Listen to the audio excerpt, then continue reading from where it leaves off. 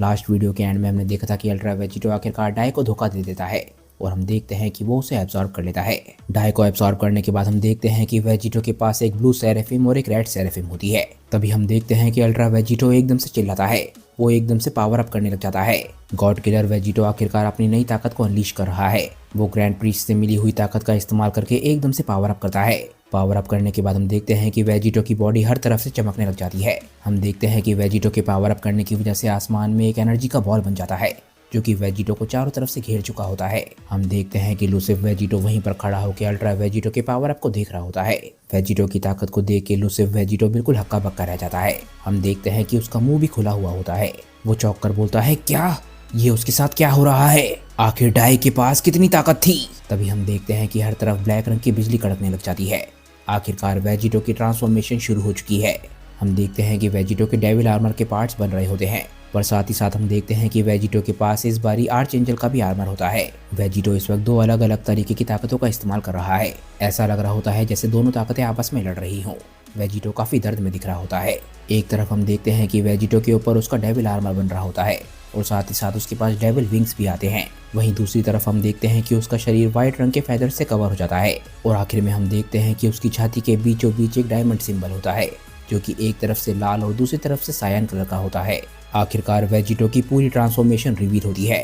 वो बोलता है, ये यहीं पे अभी के अभी खत्म होता है, तुम बेमतलब के क्लोन। वेजिटो का शरीर एक एंजल और डेविल की बॉडी का मिक्स लग रहा होता है। आखिरकार वेजिटो एक असली नेफिलिम बन चुका है। उसकी एक आंख फुल सेरेफिम में होती है और दूसरी आंख ब्लैक रेड सेरेफिम में होती है और वो पूरे कॉन्फिडेंस के साथ लूसिफ वेजिटो को घूर रहा होता है।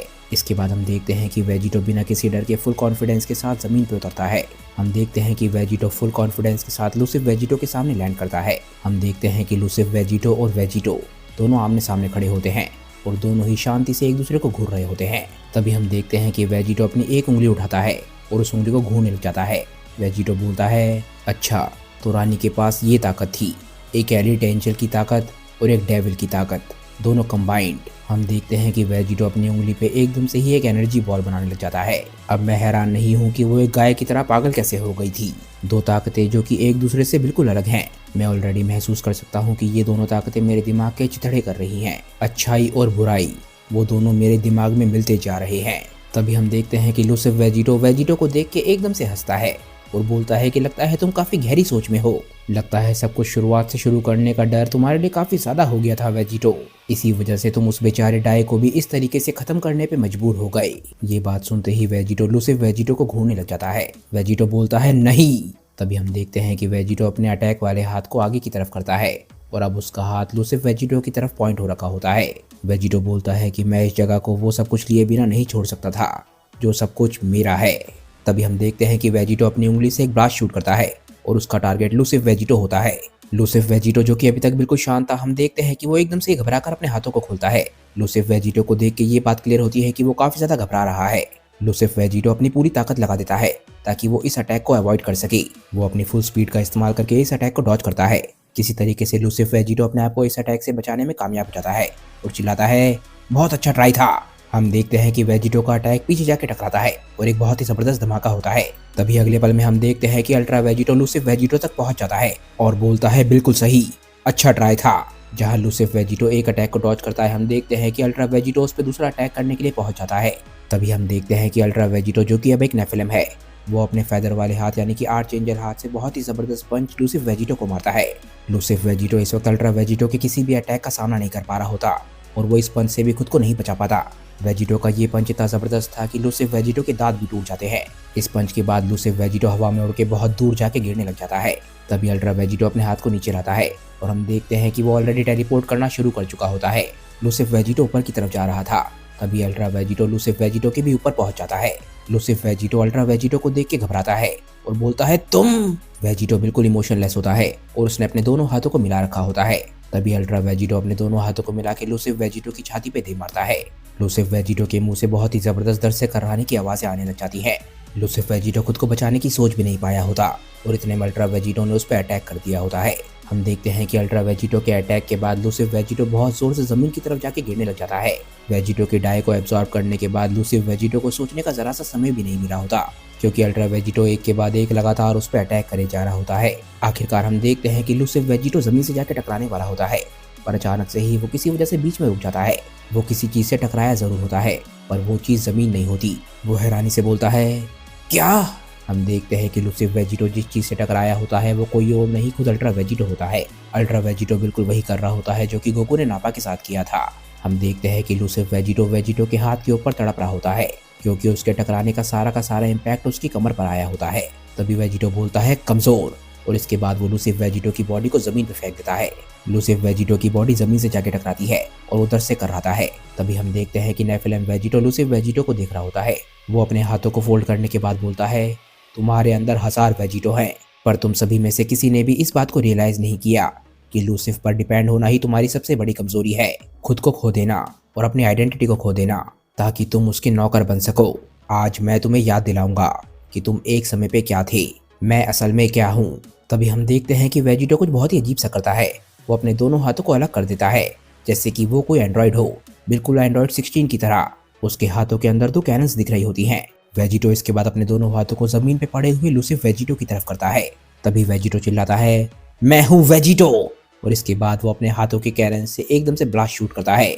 इस अटैक की वजह से हम देखते हैं कि लूसिफ वेजिटो की स्किन भी जलने लग जाती है।